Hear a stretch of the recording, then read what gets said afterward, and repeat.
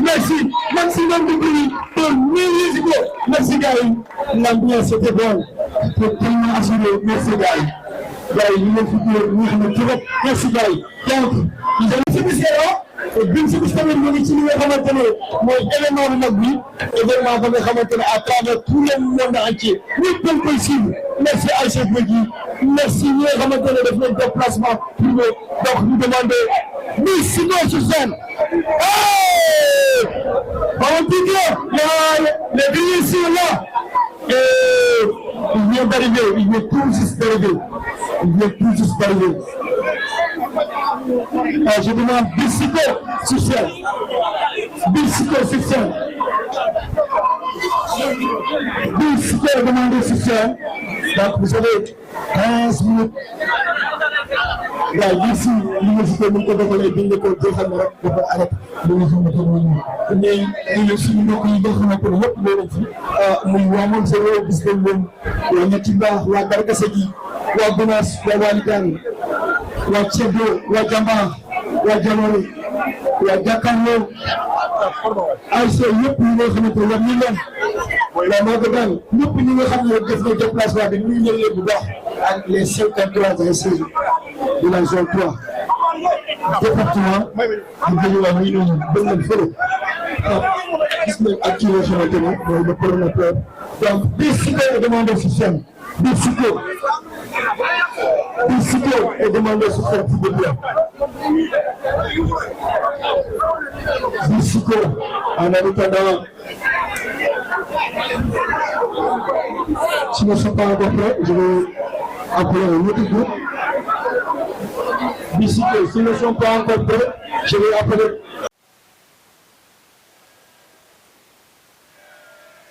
Vous voulez dire que c'est le programme? Écoutez.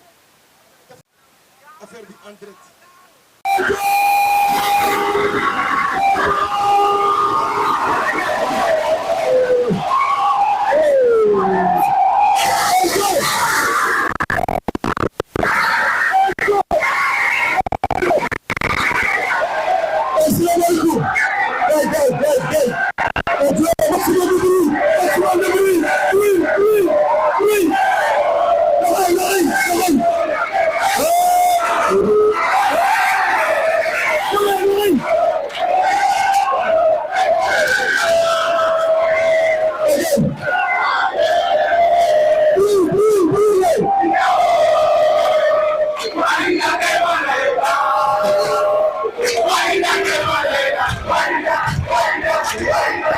Merci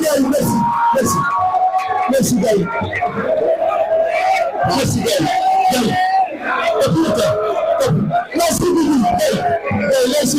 C'est depuis le bac.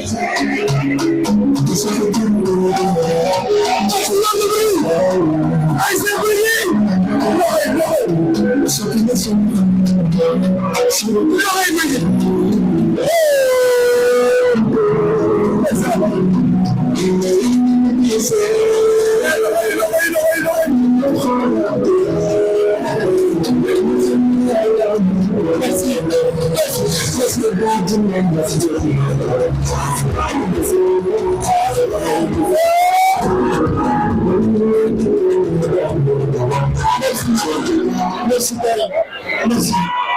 Dans l'île ASC Guigui xam nañ ne gars yi ASC Guigui bi ñu war a xam ne yéen ñoom même ñoo ëpp doole ASC Guigui moo rénové le mouvement navétane fii nga xamante ne mooy Guédiawaye ASC Guigui tey moo tax équipe bu nekk yaa ngi defaru équipe bu nekk yaa ngi woo say jigéen équipe bu nekk yaa ngi woo say mag équipe bu nekk yaa ngi woo ñi nekk extérieur pour ñu jàpp merci ASC Guigui bi nga xamante ne war na yoon bi jërë ngeen jëf gars yi staff technique bi jërëjëf ñi nga xamante ne ñooy nekk ci ASC Guigui waaye ki ñu woo président tapi bi mas naa Omar merci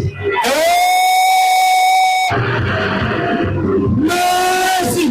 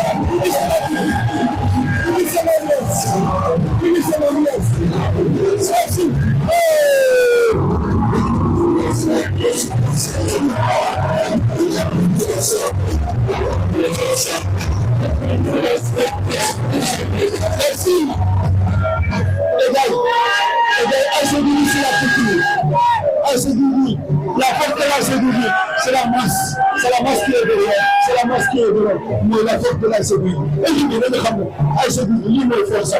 Force de moi, le nom de force de moi, nous nous chrétiens, nous nous baillons, peut-être de nous baillons.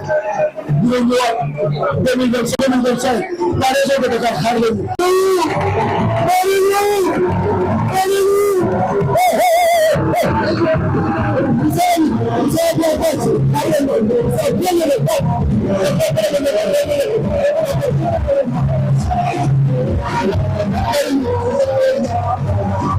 Merci.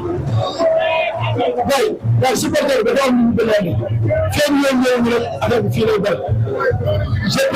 nommer les deux gars, les deux. Il s'appelle Abad Folaf et Moussa Abou. Ceux qui sont les membres de cette commission sportive. La commission sportive,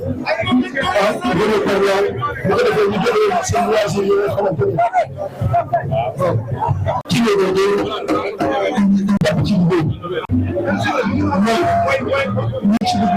jàmm ak salaam dañu dem ci nawet ay li nga xamante ne nawetaan ñu koy ñaanal équipe yi nga xam ne ñoo seetlu zone 3 di ko ñaanal équipe yi nga xamante ne